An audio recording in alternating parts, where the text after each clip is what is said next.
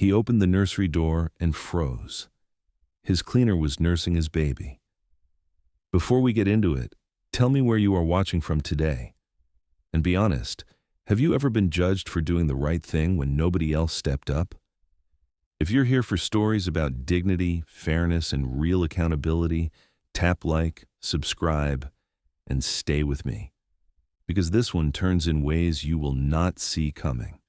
Crownwick Estate looked perfect from the outside. Tall gates, bright driveway lights, cameras tucked into corners like unblinking eyes. A place built to keep trouble out. But inside, trouble did not need to enter. It lived in the silence.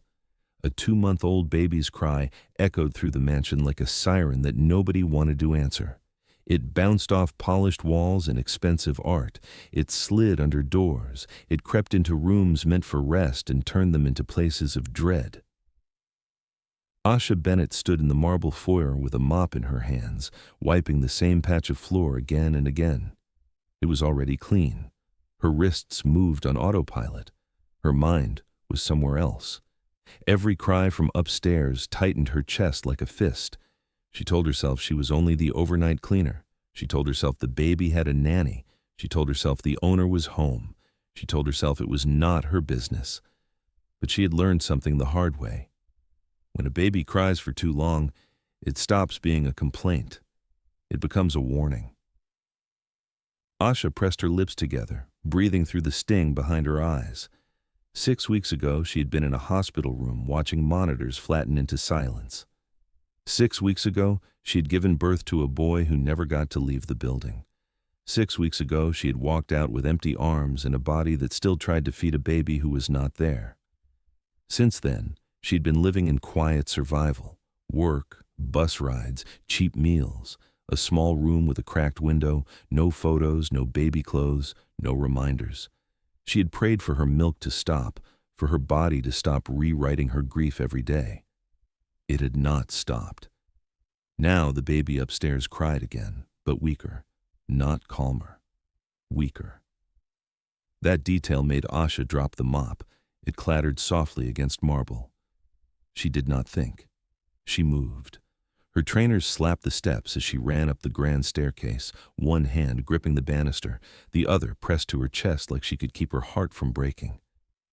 She reached the nursery door, heard a thin, wheezing cry, and pushed it open. The smell hit her first. Sour formula. Warm, stale air. Something wrong. Baby Miles lay in his cot, face flushed and damp, lips dry, tiny fists opening and closing like he was searching for help. His cries came in short bursts, like he was running out of strength mid-sound. Asha's knees nearly gave way. "Hey," she whispered, voice trembling. "Hey, sweetheart, I've got you." She touched his cheek. Too hot. She looked at the side table. A bottle sat there, cloudy formula inside, teat sticky. Asha lifted it and smelled it, then pulled back fast. Spoiled. Her pulse pounded. Where was the nanny? Where was anyone? Asha's eyes flicked around the room. The house phone was down the hall. The baby could not wait for her to run and return. She could hear muffled voices through the floor. A conference call. The owner's voice. Sharp, controlled, busy. Asha looked down at Miles. His little mouth searched weakly. He rooted against her shoulder, desperate and fading. Asha scooped him up carefully. He felt too light. The fear that rose in her throat tasted like metal. "No," she whispered. "Please, not again." Miles's head lolled slightly, then his mouth moved again. He was trying. He was asking. Asha sat in the nursery chair by the window. Rain tapped the glass softly, the kind of rain that made the world feel far away. Her blouse collar felt tight, her hands shook, and then she realized what her body still carried. She had hated it. She had begged for it to stop. But maybe this was why it had not. Asha turned her body slightly away from the doorway, keeping herself covered as much as possible, moving quickly but with dignity. She unbuttoned just enough to bring him close. Miles latched. The room changed instantly. The crying stopped like someone switched off an alarm. Miles's shoulders softened, his breathing steadied, his tiny hand clutched fabric. Asha held him close and rocked gently. Tears slid down her face in silence. Not shame, grief and relief colliding. She whispered, "I've got you. You're safe. You're safe." Minutes passed. Miles swallowed steadily. The color in his face softened. His eyelids fluttered. Asha hummed a simple tune under her breath, the same tune she had once sung to a baby who never got the chance to grow. Then the floorboards creaked in the hallway. Heavy steps, slow, controlled. Asha froze. The nursery door opened. Gideon Vale stood in the doorway. Suit jacket off, tie loosened, sleeves rolled, eyes bloodshot like sleep had become an enemy. He looked from Asha to the baby. His face did not know what expression to choose: shock, anger, confusion. Then his voice came out low and sharp. "What are you doing?" Asha's stomach dropped. She tightened her hold on Miles instinctively. "Sir," she said quickly, voice trembling, "please, I can explain. He was burning up. The bottle was spoiled. I couldn't find the nanny. He was going limp. I didn't have time." Gideon stepped inside, closing the door behind him. His gaze flicked to the bottle, then to Miles sleeping against her, then to Asha. His jaw clenched. "You crossed a line," he said. Asha swallowed. "I crossed a line to keep him alive." Gideon's eyes shifted to Miles again. The baby looked peaceful, in a way Gideon had not seen since the funeral. For a split second, something in Gideon's face softened. Then it hardened again. "You should have called me." "You were in a meeting," Asha said, voice cracking.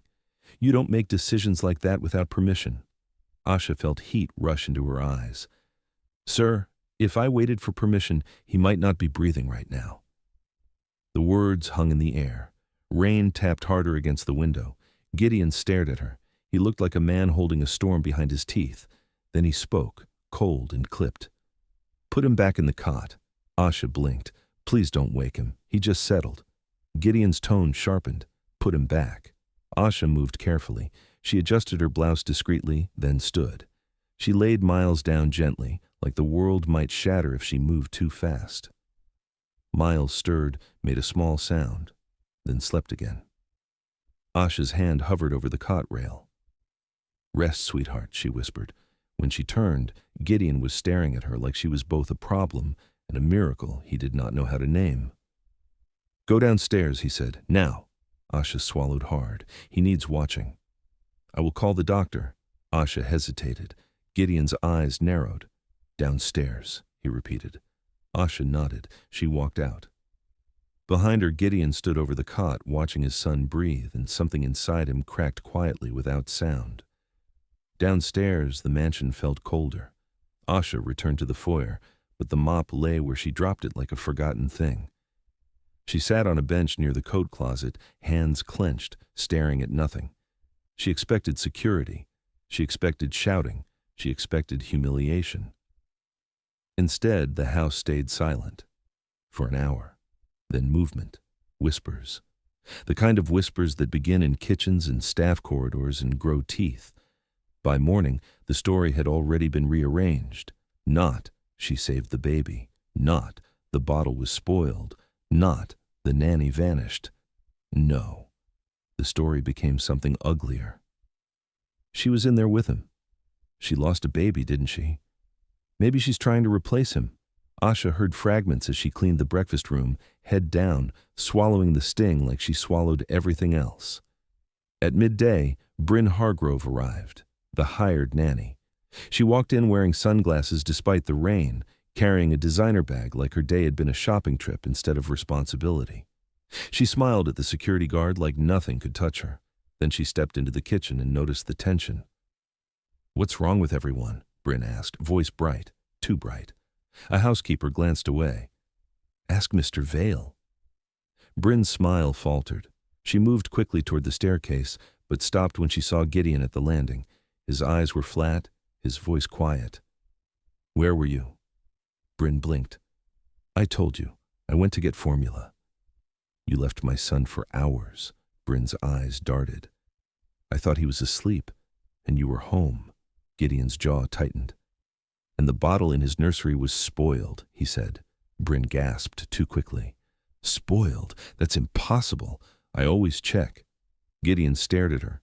It looked like he might ask more. Then his phone rang.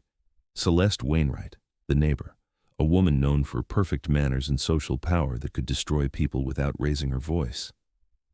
Gideon answered. Celeste's voice carried down the hallway, sweet as poison. Gideon, darling, I heard something. You must be careful. People are talking. This is delicate. These things become scandals. Gideon's knuckles whitened around the phone. It was a misunderstanding, he said.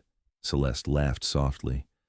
A misunderstanding is a mislabeled parcel, not your employee nursing your child. Gideon's eyes flicked toward the corridor. Asha was passing with a tray of clean glasses. She froze as she heard her own life being rewritten in a stranger's voice. Celeste continued. You have investors, boards, charities, a public image. You cannot allow the public to believe your household is undisciplined. Gideon's jaw clenched. She saved him. Asha felt a small surge of relief. Then Celeste replied, and the air turned icy. Or she claims she saved him. You know what grief does to some people, Gideon. It can make them attach.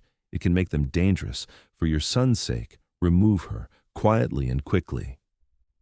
Gideon's face changed, not because he believed Celeste fully, but because he lived in a world where fear was a tool and reputation was oxygen. By evening, Asha was summoned to Gideon's office. She stood outside the heavy door, hands clasped in front of her, posture straight, trying not to look like someone who could be dismissed with a sentence. The door opened. Gideon sat behind a desk that looked like it belonged in a museum. Dark wood, sharp lines, no warmth. Come in, he said. Asha stepped forward and stopped 2 meters from the desk. Gideon did not ask her to sit. He looked tired, not just sleep-deprived, soul-tired. Asha Bennett, he said. Yes, sir, he exhaled. What happened last night cannot happen again. Asha's voice was steady. Last night your son was fading. I stopped it. Gideon's eyes flickered. And I'm grateful. The words landed, but they did not comfort her. Then he added, but the situation is unacceptable. Asha stared at him. Because people are talking. Gideon's silence answered. Asha took a breath. So you punish me for gossip? I'm protecting my son, Gideon said. Asha's voice softened, but it carried steel. Then protect him from the person who left him hungry. Gideon's gaze hardened. This is not a discussion. Asha's throat tightened. Please don't dismiss me, not like this. He won't take the bottle. He settled because he trusted me. There are other carers, Gideon said. Asha shook her head. He is 2 months old. He does not care about titles. He cares about safety. Gideon stood slowly, like standing could make him feel more in control. People are questioning my judgment, he said. They are questioning my household. I cannot allow it to become larger. Asha stared at him. So the truth does not matter. Only the story people tell. Gideon's eyes flashed. Don't lecture me. I'm not lecturing you, Asha said. I'm warning you. Gideon's lips tightened. You are dismissed. The word hit like a slap. Asha's shoulders stayed squared, but her eyes glistened. Let me at least say goodbye to him, she said quietly. Gideon looked away. No. Asha's breath caught. Sir, that's cruel. Gideon's voice went colder. This meeting is over. Asha nodded once. She would not beg again. She turned and walked to the door. Then she stopped and looked back just once. Babies remember love, she said, calm and certain, even when adults pretend they don't. She left. The heavy door closed behind her. That night, the mansion came alive with crying again. Not the sharp, angry crying of before. This was grief. Gideon stood in the nursery holding Miles, trying everything he could think of, rocking, walking, whispering, singing an awkward tune he half remembered. Nothing worked. Miles turned his face away from the bottle, cheeks wet, fists clenched. Gideon's hands shook. Come on, he whispered. Please, mate, please. The baby's cry hit the walls and came back louder, like an accusation. Downstairs, Bryn paced her room, annoyed more than concerned. Babies do this, she muttered, but even she looked uneasy when the crying did not stop. At 3 in the morning, Gideon called the on-call doctor. Dr. Samira Khan arrived in a raincoat, hair tied back, eyes alert. She did not look impressed by wealth. She looked impressed by facts. She examined Miles, listened to his lungs, checked his temperature. Then she looked up at Gideon, expression serious. "Physically, he is not failing from illness alone," she said. Gideon frowned. "What does that mean?" "It means he is well enough to feed," Dr. Khan replied. "But he is refusing. That is not stubbornness. That is distress." Gideon's throat tightened. "He's 2 months old." "Even infants form bonds," Dr. Khan said. "If that bond breaks suddenly, they can experience separation trauma. They can stop eating. They can stop sleeping. They can become dangerously weak." Gideon stared at her. "You're saying he's grieving?" Dr. Khan nodded. "Yes. He has lost someone he trusted." Gideon's mind pulled up Asha's face, the way Miles softened in her arms, the peace in the nursery. Gideon swallowed hard. If she comes back, will he recover? Dr. Khan hesitated. If the bond is that strong, she may be the only one who can reach him quickly. Gideon's face tightened with guilt. "I dismissed her," he admitted, voice rough. Dr. Khan held his gaze. "Then you need to find her. Today. Not tomorrow." The next morning, Miles was taken to Ashford Bay Children's Hospital. Machines beeped softly. Tubes ran from his tiny body. Nurses moved quietly. Bright lights made the room feel exposed, like there was nowhere to hide from consequences. Gideon sat beside the cot holding Miles's tiny hand. He had been so good at solving problems. But this one did not care about his money. This one did not care about his influence. This one wanted safety. And Gideon had fired it. He called Asha's number, disconnected. He drove to the address on her employment file, a small block of flats, a tired hallway that smelled of damp and old cooking. A woman opened the door, eyebrows raised. "Asha," she repeated. "She moved out, weeks ago, behind on rent, left with a bag and a box, didn't say where she was going." Gideon's chest tightened. "Do you have a forwarding address?" The woman laughed without humor. "People like her don't have forwarding addresses." Gideon returned to Crownwick to grab clothes and make calls. As he crossed the garden path near the side gate, he heard voices. He paused. Bryn stood near the tool shed, speaking low to a man in a black jacket. She held a small cooler bag. The man opened it, glanced inside, and nodded. "This is premium," he said. "You'll get paid." Bryn's voice was sharp. "Just be quick, I can't be seen." The man pulled cash from his pocket. Bryn took it. Gideon's voice cut through the air. "Bryn!" Bryn spun, eyes wide. The man bolted. Gideon grabbed the cooler bag and unzipped it. Inside were sealed tins of specialized infant formula and a box of prescribed supplements with Miles's name printed clearly. Gideon's blood turned cold. "What is this?" he said, voice low. Bryn's mouth opened and closed. "It's not what it looks like." "It looks like my son's medical supplies," Gideon said, "and it looks like you were selling them." Bryn burst into tears, but they looked like fear, not regret. "I needed money," she cried. "My child is in hospital," Gideon said. "How long have you been stealing?" Bryn sobbed. "I only started when—" Gideon stepped closer. "When?" Bryn's eyes darted. "Since that night," she whispered. Gideon's eyes narrowed. "What night?" "The night you found her with him," Bryn said, voice trembling. "Everyone started talking about her, about how calm he was, about how you looked at her." Gideon's jaw clenched. "I didn't look at her." Bryn laughed through tears, bitter. "You did. Like she mattered, like she was important." Gideon's stomach twisted. Bryn rushed on, panicked. "I didn't mean for the baby to get sick. I just wanted her gone." Gideon's eyes hardened. "What did you do?" Bryn shook her head quickly. "Nothing. I just lied. I told people she was unstable, that she was trying to replace your wife. I made it sound wrong." Gideon froze. "You lied," he said. Bryn sobbed. "I didn't think you'd actually fire her." Gideon stared at her like he was seeing her for the first time. Then he spoke, voice quiet. "You left my son alone for hours." Bryn flinched. Gideon pulled out his phone and called his head of security. "Reggie," he said, "come to the garden gate, now." Minutes later, Reggie Cole arrived, tall, calm, eyes sharp. Gideon held up the box of supplies. "I want her off my property," Gideon said, "and I want the police informed." Bryn screamed, "No, please!" Reggie stepped forward, professional. "Ma'am, you need to come with me."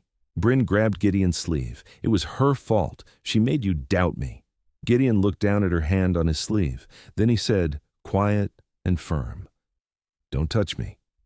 Bryn let go. As Reggie escorted her away, Bryn shouted one last thing.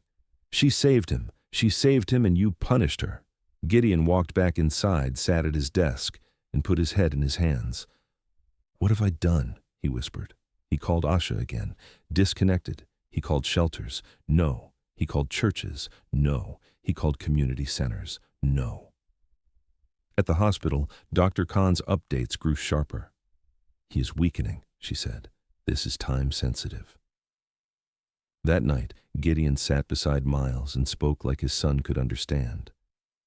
"I'm sorry," Gideon whispered. "I protected my pride instead of you." If you're still listening, I need you to answer this in the comments. If you were Gideon, would you have believed Asha and protected her, or would you have panicked about what people would say? And if you were Asha, would you ever return after being dismissed like that? Gideon's phone rang. Unknown number. He answered instantly. A raspy voice spoke, careful and suspicious. "Are you the man looking for Asha Bennett?" Gideon's breath caught. "Yes. Yes. Do you know where she is?" A pause, then, "Name's Marlon. I run the night line at the outreach shelter near the docks. She's been sleeping here. She's ill. Proper ill, and she won't come out for just anyone." Gideon swallowed hard. "I'm coming. And come respectful," Marlon added. "I will," Gideon said. "Thank you." He drove through rain-soaked streets. Ashford Bay at night was neon reflections on wet tarmac. It was bus stops lit too bright. It was people moving like shadows with nowhere to go. He reached the shelter and stepped inside. The smell was disinfectant and tired hope. Marlon met him with arms folded. "You Gideon Vale?" Marlon asked. "Yes." Marlon looked him up and down. "Tell me why you're here." Gideon's voice was quiet. "My son is in hospital. He's not eating. He bonded with Asha when she saved him. I dismissed her. I was wrong. I need her help, and I need to apologize." Marlon watched him a long moment. Then he nodded. "Follow me." They walked down a hall, into a small room. Asha lay on a cot under a thin blanket. Her face looked smaller than Gideon remembered, paler, lips cracked, hair wrapped in a scarf that had seen rain and struggle. But even lying down, she looked dignified. Her eyes opened slowly. When she saw Gideon, something hardened in her gaze. "You," she whispered. Gideon stopped 2 steps from the cot. "Asha," he said. "I'm sorry." Asha's voice was quiet and brutal. "Sorry doesn't undo what you did." "I know," Gideon said, "but my son is in hospital. He's fading. The doctor says he needs you." Asha turned her face slightly away, jaw tight. "I already saved him once," she said, "and you threw me out like rubbish." Gideon's eyes burned. "I did, and I hate myself for it."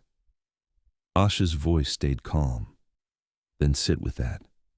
That's the consequence." Gideon swallowed. "Please, don't punish him for my mistake." Marlon spoke softly from the doorway.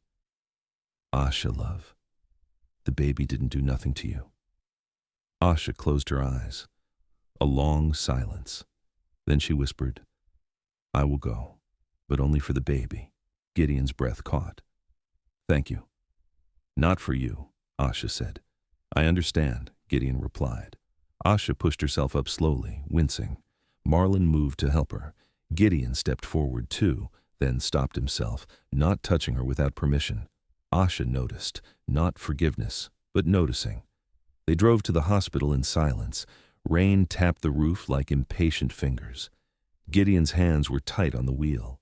Asha stared out the window, eyes glossy, remembering what it felt like to sit in hospital with hope dying in the air. At the hospital entrance, nurses rushed them through. Dr. Khan met them at the door, eyes scanning Asha quickly. "You found her," Dr. Khan said, like she did not believe it. Gideon nodded. "Please."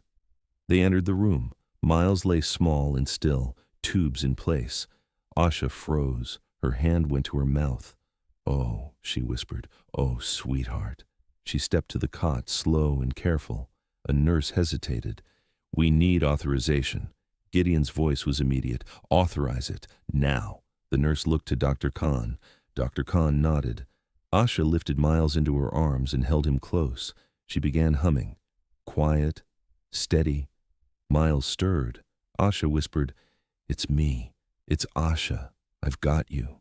His fingers moved, then clutched fabric. The monitor's rhythm shifted. The beeping softened. A nurse's eyes widened. Dr. Khan stared at the screen, then at Asha. Gideon stood in the corner, hand over his mouth, tears falling without shame. Asha rocked gently, whispering, "You're safe. You're safe." Miles's breathing steadied. A tiny sigh left his body, like relief. The room felt like a miracle that did not come from wealth. It came from trust. Asha stayed for hours. She held him. She hummed. She spoke softly to him. When Miles finally slept deeply, Asha laid him back down carefully. She turned to Gideon. Her eyes were tired, her voice calm. "I'm not coming back to your house to be treated like a secret," she said. Gideon's throat tightened. "I don't want you to be a secret." Asha held his gaze. "Then prove it," Gideon nodded. "I will." Asha's voice stayed firm. "I will help him recover, but I'm not your employee anymore. If I do this, it's on proper terms." Gideon answered immediately.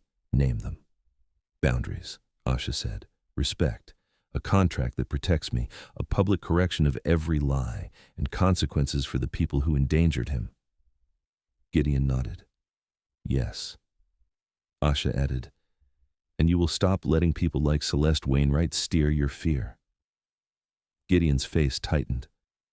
"How do you know her name?" Asha's eyes narrowed. "Because when you fired me, I saw the fear in your face. That was not your fear. That was borrowed." Gideon looked away, exposed. Asha's voice softened, but only slightly. "Good. Because I'm not here to replace anyone. I'm here to make sure a baby doesn't suffer because grown people care about appearances." Gideon swallowed. "You're right." Asha glanced at Miles. "Do the work." Later that night, in the hospital corridor, Reggie Cole met Gideon. Reggie's voice was low. "Police took Bryn. She's talking." Gideon's eyes were cold now, clear. "I want the full truth. Every camera, every door log, who accessed the nursery feed, everything." Reggie hesitated. "Sir." "What?" Gideon asked. "There's a gap in the nursery camera timeline," Reggie said. Gideon's chest tightened. "How big?" 8 minutes. Gideon stared at him. "That's not a glitch," Reggie nodded. "That's what I thought." Gideon's jaw clenched. "Find out who did it." Reggie's eyes sharpened. "Already started." The next morning, Dr. Khan pulled Gideon aside. Her voice was careful. "There's something else." Gideon frowned. "What?" "His blood work suggests exposure to something that irritated his stomach," Dr. Khan said. "Not enough to kill him, but enough to make feeding painful. It can make a baby refuse bottles even harder." Gideon's throat tightened. "You think the formula did something?" Dr. Khan nodded. "I think the formula was not just spoiled. I think it was compromised." Gideon's face went rigid. "Compromised how?" Dr. Khan sighed. "We're testing. But Mr. Vale, I need you to understand something. This might not have been just neglect. This might have been reckless handling of supplies, or something worse." Gideon felt a cold wave run through him. He turned and looked through the glass at his son. A baby this small could not defend himself, and someone had treated his life like an inconvenience. Gideon walked back to the hospital room. Asha sat beside Miles, humming. She looked up at Gideon. He did not speak for a moment. Then he said, "I'm going to fix what I broke." Asha stared at him.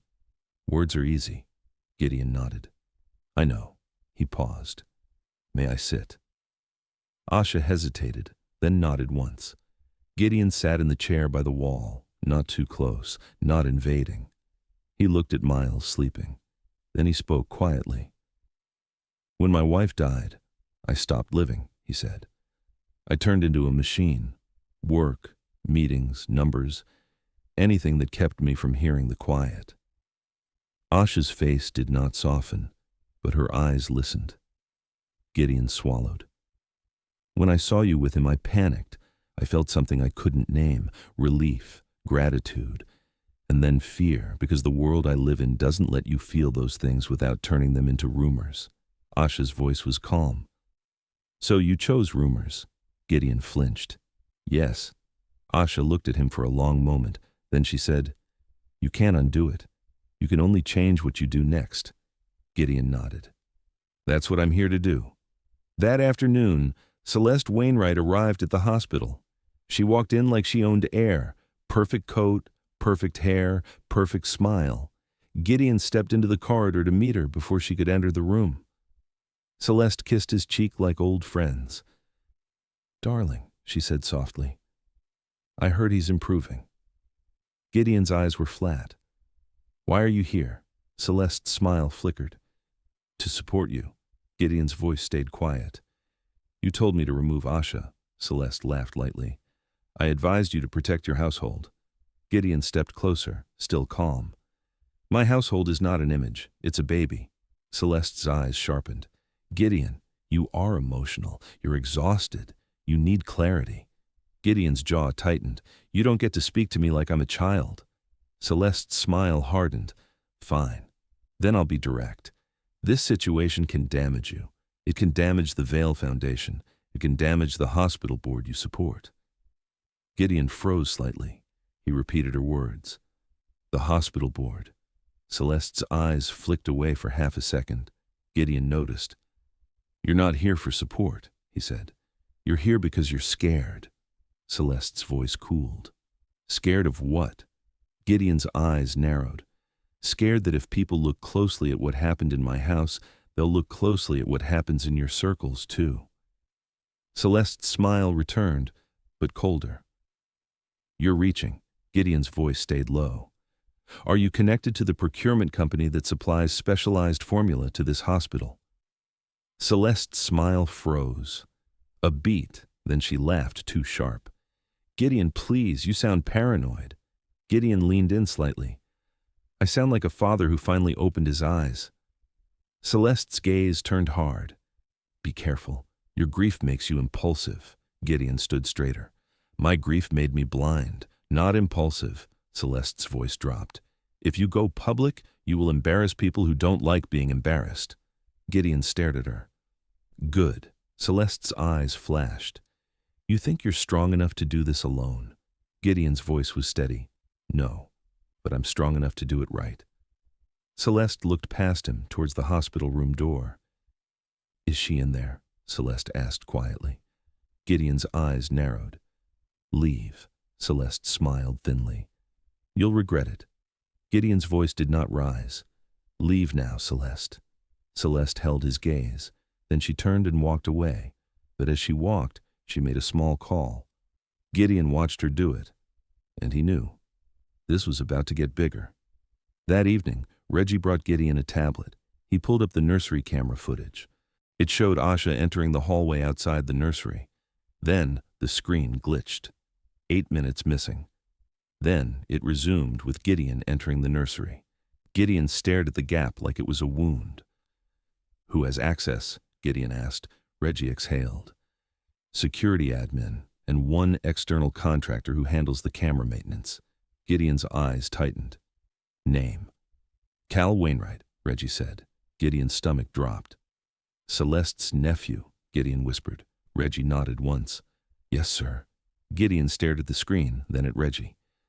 "Find out what he removed." Reggie nodded. "Already tracking the server backups." Gideon's phone buzzed. A message from Dr. Khan. Formula test results pending. Another message came in from his lawyer. Press interest increasing. Someone leaked a version of the story. Gideon realized the rumor machine had already started, and if he did not control the truth would be buried. Gideon walked into the hospital room and looked at Asha. Asha, he said quietly, they're going to try to ruin you. Asha's eyes narrowed. They already did. Gideon nodded. They're going to do it again, louder. Asha's voice was calm. Then we tell the truth louder. Gideon swallowed. I want to do it properly, not as a performance, as accountability. Asha held his gaze. Then do it without making me your shield. Gideon nodded. Agreed. Asha looked down at Miles. I don't want pity. I want protection. Gideon's voice was firm. You'll have it. The next morning, Gideon returned to Crownwick to collect paperwork, but the estate gates were crowded. A small group of reporters stood outside, phones raised. A neighbor with a smug face whispered to another. Gideon's driver asked, Sir, should I go around? Gideon stared at the crowd. No, he said, we stop. He stepped out of the car. Flashes went off instantly.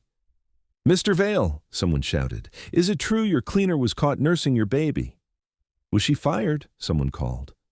Was there misconduct? Another asked. Gideon held up one hand. I will address this today, he said, in public, with facts. A woman shouted, Is she unstable? Gideon's eyes turned sharp. No, the unstable thing is how quickly people judge a woman who saved a life. The crowd went quiet for a beat. Then, questions exploded again. Gideon walked back into the car. He texted his lawyer one line. Set it up. Today. At the hospital, Gideon sat with his lawyer, Dr. Khan, and Asha. He placed documents on the table in front of Asha. Asha did not touch them yet. Gideon spoke carefully. This is the restitution package, he said. Not hush money, not charity, restitution. Asha's eyes stayed on him. Tell me what's in it. Gideon nodded. First, he said, a formal contract. You are not a cleaner. You are an infant care guardian for Miles, with full legal protections, clear boundaries, clear duties, clear hours, and the right to refuse anything that violates your dignity. Asha listened, face unreadable. Second, Gideon continued, an independent advocate, someone you choose, paid by me but reporting to you, to ensure the contract is enforced. Asha nodded slightly. Good. Third, Gideon said, secure housing. Not at the mercy of rent deadlines, a place you choose with your name on it and no hidden strings. Asha's jaw tightened. I don't want to live inside your mansion. Gideon nodded. Then you won't. Crownwick can be a workplace, not a cage. Fourth, Gideon said, a fund for bereavement support services in Ashford Bay in your son's name if you choose. Quiet if you want it quiet, public if you want it public. Your choice. Asha's eyes glistened for the first time. She looked away quickly. Gideon continued, voice steady. Fifth, he said, a public statement correcting every lie, with names and a formal apology that does not center me. Asha looked back at him. And consequences. Gideon nodded. Bryn is already facing charges, and anyone involved in tampering with the cameras will be pursued legally. Reggie entered the room at that exact moment, as if on cue. He held a folder. Sir, Reggie said, we recovered a backup from the server. Gideon's chest tightened. Show me. Reggie opened the folder and placed a still image on the table. It showed Bryn entering the nursery earlier that night, not with formula, with her phone in hand, filming. Then another still showed her opening a drawer and swapping something. Asha leaned forward, eyes narrowing. What did she swap? Asha asked. Reggie exhaled. We don't know yet, but the footage shows her handling the formula tins in a bottle. Dr. Khan's face hardened. Gideon's voice went cold.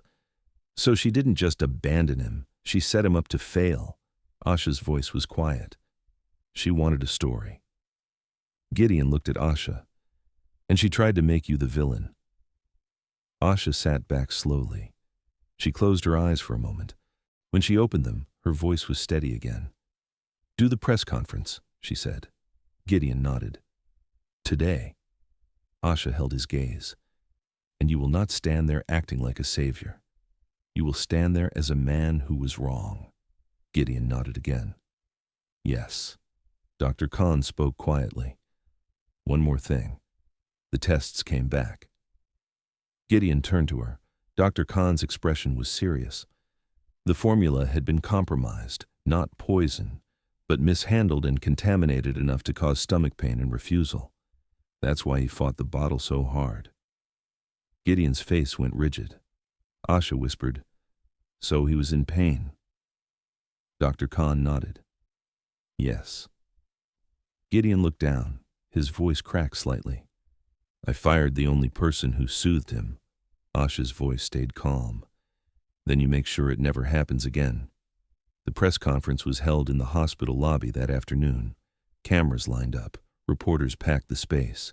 People from the neighborhood hovered at the edges, hungry for drama. Gideon stood at the microphone, suit wrinkled, eyes tired, no polished billionaire confidence, just a man exposed. Asha stood off to the side with Dr. Khan and Reggie. "Not hidden. Not a secret," Gideon began. "My name is Gideon Vale," he said, "and I need to correct a lie that has been spreading." Cameras clicked. He took a breath. "Asha Bennett saved my son's life." The lobby quieted. Gideon continued. "When my baby was crying for hours, the hired nanny was not present. The bottle was spoiled. My son was weak, feverish, and in distress. Asha did what she did to keep him alive." A reporter shouted, "Did she have permission?" Gideon's eyes turned sharp. "No," he said, "and that is why this story is complicated. But I want you to hear me clearly. If she waited for permission, my son might not be alive." The room shifted. Gideon's voice grew steadier.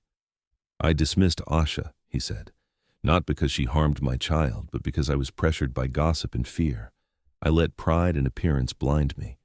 I was wrong." Asha's throat tightened. Gideon continued. "My son's condition worsened after she was dismissed. He experienced separation distress and refused feeding. He was hospitalized.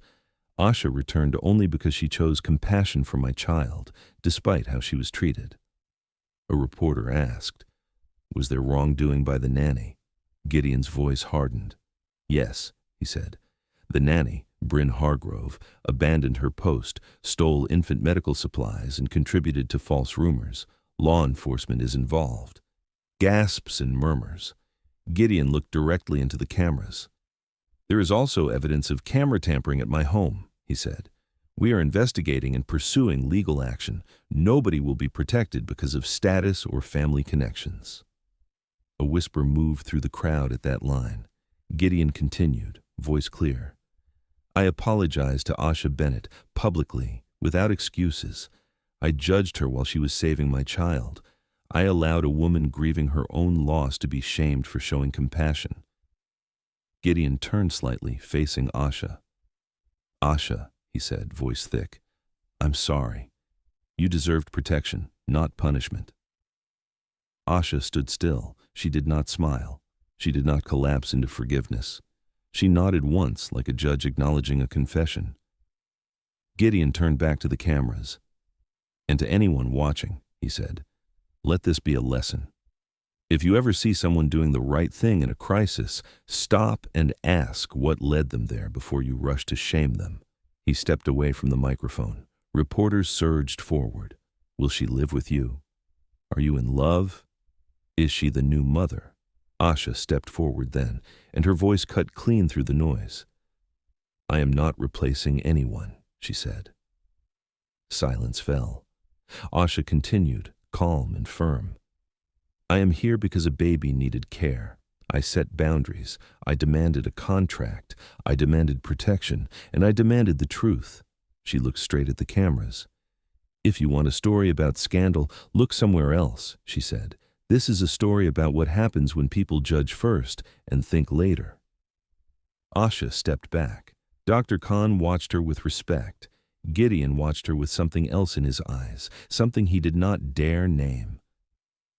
That night, Miles improved again, not instantly healed, but visibly calmer. Feeding became easier. Sleep became deeper. The machines beeped less urgently. In the quiet hours, Gideon sat in a chair by the wall and watched Asha hum to Miles. He did not speak. He did not intrude. He simply stayed present, like a man learning how to be human again. At one point, Asha stood to stretch. She swayed slightly. Gideon stood quickly, instinctively reaching out. Then he stopped. He looked at her, asking without words. Asha hesitated. Then she nodded once. Gideon gently steadied her elbow. A simple touch. Not ownership, not control, support. Asha whispered, almost to herself. That's how it should have been from the start. Gideon's voice was quiet.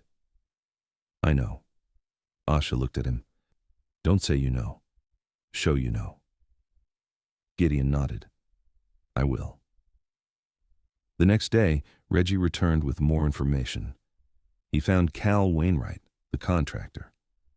Cal tried to deny everything, but digital logs do not care about excuses.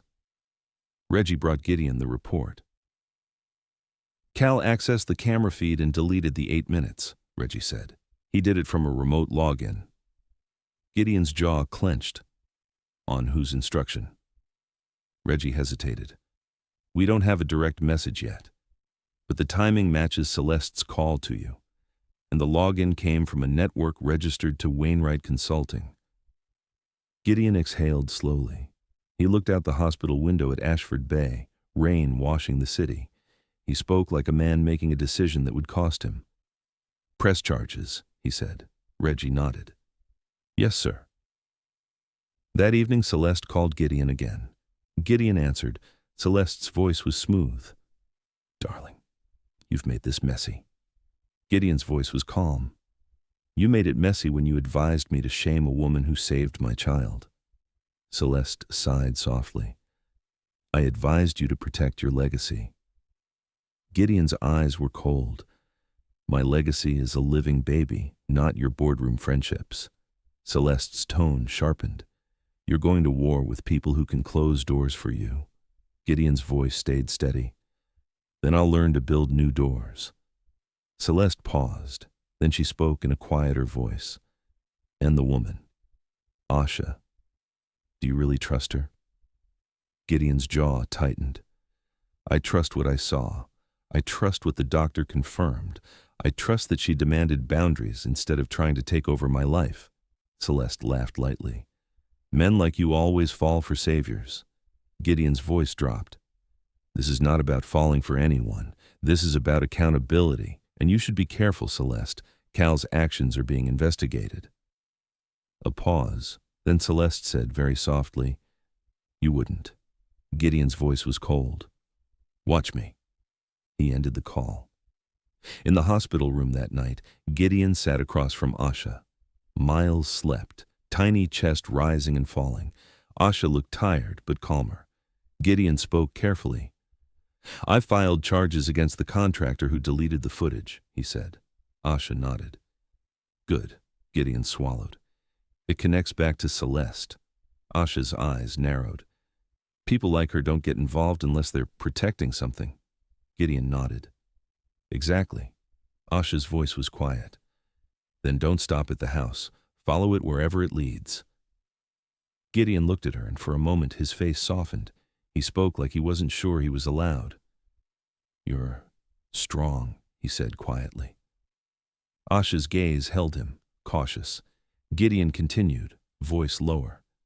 When you walked into my son's life, you brought something back into this world that I thought was gone. Asha's eyes flickered. This was the near confession moment. It hung there, dangerous.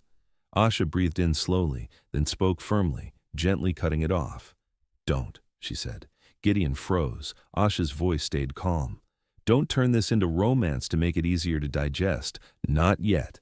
Not when I'm still standing in the place where I was shamed. Gideon swallowed hard. You're right. Asha looked down at Miles, then back up. If you respect me, she said, you'll respect the pace. Gideon nodded. I will. Asha's voice softened slightly. Good. Because what you did hurt, and I'm not pretending it didn't. Gideon's eyes glistened. I won't ask you to pretend. Days passed. Miles improved steadily. He was cleared to go home, but home did not mean the mansion felt safe. Not yet. On discharge day, Asha and Gideon met with lawyers in a quiet office. Asha's chosen advocate was present, a woman named Talia Rivers, a community legal worker with a calm voice and sharp eyes. Talia reviewed the contract line by line. Asha insisted on specific terms: private living space, not inside Gideon's wing, clear working hours, personal autonomy, medical consent boundaries, security protocols, and one key clause: if anyone in Gideon's household, staff, or social circle harassed Asha or tried to undermine her, they were removed from access to Miles immediately. Gideon signed without arguing. Talia looked at him. "You understand this is not charity." Gideon nodded. "It's accountability." Asha spoke. "And if you break it, I leave." Gideon looked at her. "Understood." When they returned to Crownwick Estate, the air felt different. The walls were the same, the portraits were the same, but the energy was not. Reggie had tightened security. Some staff were gone, new protocols were in place, and most importantly, Asha was not entering through the back as a ghost. She entered through the front door, carrying Miles carefully, with Gideon beside her, not in front. A few staff watched quietly. Some looked ashamed. Some looked curious. One older housekeeper whispered, "Welcome back." Asha nodded once, not smiling, but not bitter either. She walked upstairs to the nursery. The room looked the same, but Asha noticed one change. The bottle station had been replaced. New supplies, sealed tins, fresh sanitation set up. Asha turned to Gideon. "Good," she said simply. Gideon nodded. Dr. Khan ordered the protocol. Asha looked down at Miles. "He deserves better than luck." Gideon's voice was quiet. "He will have it." That evening, Gideon sat at the kitchen table with paperwork spread out, not business charts. This was household accountability, supplier contracts, hospital procurement information, security logs. Reggie stood nearby. Gideon spoke quietly. "I want to know if the compromised formula came from negligence or from profit." Reggie nodded. "We're pulling records." Asha entered the kitchen briefly, washing her hands. She paused when she saw the paperwork. "What is that?" she asked. Gideon looked up. "I'm tracing where the formula came from." Asha's eyes narrowed. "You think it connects to Celeste?" Gideon nodded. "She mentioned the hospital board. That wasn't accidental." Asha's voice was calm. "Then don't let this become just a household scandal. Make it bigger if it needs to be." Gideon looked at her. "That could get messy." Asha's gaze held him. "Justice is messy. Lies are tidy." Gideon sat back, absorbing that. That night, a letter arrived at the mansion. Not an envelope with a love note. A formal courier folder, stamped, sealed, addressed to Gideon Vale. Reggie opened it first, checking for safety. Inside was a cease and desist letter from Wainwright Consulting, threatening legal action if Gideon continued to defame Celeste. Gideon read it slowly. Then he laughed once, humorless. Asha heard the sound from the doorway. She stepped in. "What?" she asked. Gideon held up the letter. Asha read it. Then she said, "They're scared." Gideon nodded. "Yes." Asha's voice was quiet. "Good."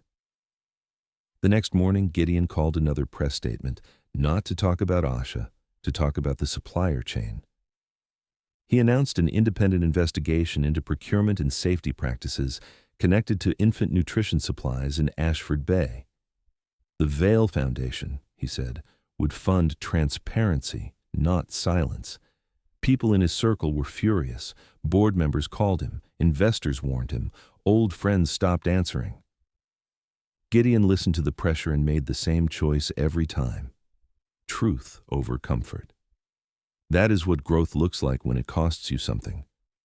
In the middle of all this, Asha had her own battles, not with cameras, with small moments, walking past staff who once whispered, hearing silence where there used to be laughter, feeling the sting of being watched. Asha did not collapse. She did not rage. She moved with steady dignity. But one night, after Miles finally fell asleep, Asha stood alone in the nursery and pressed her palm to the cot rail. Her eyes closed. Her breath shook. Gideon stood in the doorway, silent. He did not enter. He waited. Asha opened her eyes and noticed him. For a second, she looked like she might tell him to leave. Instead, she spoke quietly. "I hate that this room holds two stories for me," she said. Gideon's voice was low. "Tell me." Asha swallowed. "One story is him, safe, alive, healing. The other story is my son, gone. And everyone telling me to be strong like it's a compliment." Gideon's throat tightened. "I'm sorry." Asha shook her head. "Don't say sorry like it's a period at the end of a sentence. Say sorry like it's a start." Gideon nodded. "Then I'll start." Asha looked at him. "You can start by learning this. Grief doesn't make you dangerous. Grief makes you human. People fear grief because they don't know how to sit with it." Gideon's eyes glistened. "I feared it." Asha's voice stayed steady. "And you used your power to push it out of your house. But grief doesn't leave. It just changes shape." Gideon nodded slowly. Asha sighed, a long breath. Then she said, "Miles is not your legacy. He is your responsibility." Gideon answered quietly, "I understand." Asha watched him for a moment. Then she said, "Good night, Mr. Vale." Gideon nodded, stepped back and closed the door gently. Weeks passed. Miles grew stronger. His cheeks filled out. His eyes brightened.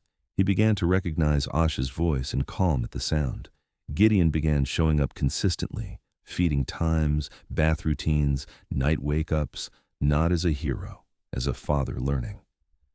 Asha watched him carefully, not trusting yet, but observing.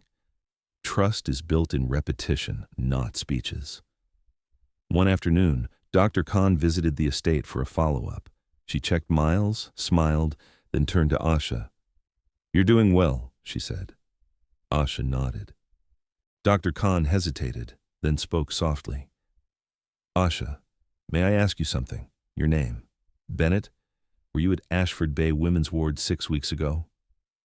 Asha froze. Gideon looked up, confused. Asha's voice was quiet. "Yes." Dr. Khan's eyes softened. "I remember you." Asha's throat tightened. Dr. Khan continued gently. "You were the mother who kept asking for the second test, the one they dismissed too quickly." Gideon's chest tightened. Asha whispered, "They said it was just one of those tragedies." Dr. Khan's face hardened. "Sometimes tragedies get labeled that way because it's easier than accountability." Asha swallowed. Dr. Khan looked at Gideon. "Mr. Vale, I need you to understand something. Asha is not just a grieving woman. She has experience. She used to work as a neonatal support assistant before life pushed her down." Gideon stared at Asha. Asha's jaw tightened. "I didn't tell you because people twist stories." Gideon's voice was quiet. "I would have respected it." Asha looked at him. "You didn't respect me when it mattered." Gideon flinched. "You're right." Dr. Khan stepped closer to Asha. "I have something," Dr. Khan said quietly. "Not for the cameras, for you." She reached into her bag and pulled out a sealed folder. Stamped, official, not an envelope. Asha stared at it, breath catching. "What is that?" Asha asked. Dr. Khan spoke softly. "A clinical addendum that was never attached to your file. It was logged, then filed separately under a different case number. I requested it. It took time, but I got it." Asha's hands trembled. Gideon's face went rigid. "Why was it filed separately?" Gideon asked. Dr. Khan did not answer immediately. Her eyes flicked toward Gideon, then toward the hallway, like she was weighing risk. Then she said quietly, "Because people protect systems." Asha swallowed hard. Dr. Khan placed the folder in Asha's hands. "Read it when you're ready," Dr. Khan said, "and if you choose to pursue it, I will support you." Asha nodded, tears rising. Gideon's voice was low. "Does it connect to the hospital board?" Dr. Khan met his eyes. "It might." Gideon's jaw clenched. Asha held the sealed folder like it weighed 1,000 pounds. She looked at Miles, sleeping peacefully. Then she looked at Gideon. Her voice was steady but quiet. "This," she said, touching the folder, "is why your neighbor was so desperate to make me look unstable." Gideon stared at the folder, then at Asha. His voice was rough. I'm going to help you. Asha's gaze sharpened instantly. Careful. Gideon frowned. What? Asha's voice was calm. Help me because it's right. Not because it makes you feel better, not because you feel guilty, not because you think it earns you something. Gideon swallowed. You're right. Asha nodded once. Good. That night, after the house went quiet, Asha sat in her room and stared at the sealed folder. Her hands shook. She opened it slowly. She read. Her breath caught, not because it was dramatic, because it was precise. A missing test, a delayed intervention, a note about supply quality, a line that mentioned a donation program, a program linked to a foundation with a name she recognized. Vale Foundation. Asha's stomach turned. She set the papers down and stared into the dark. This story was not only about a baby in a mansion, it was about a system. And systems always have fingerprints. She closed the folder again and whispered, So that's what they hid. Down the corridor, Gideon sat in his study, staring at a different file. The procurement chain, supplier names, board minutes, Wainwright connections. He ran his hand over his face. For the first time, he understood what Asha meant. Justice is messy, lies are tidy. If this story moved you, I want you to take one lesson with you tonight. Never let fear of what people will say make you cruel to the person doing the right thing. Never mistake grief for danger. And never confuse reputation with responsibility. Because a child cannot eat a reputation. A child needs care. A child needs safety. A child needs adults who choose truth over comfort. Tell me in the comments where you're watching from and what part hit you the hardest. Was it the judgment, the dismissal, the search, or the moment the truth finally came out? And if you want a part 2 that goes deeper into what that sealed clinical addendum reveals, say part 2 and I'll write it.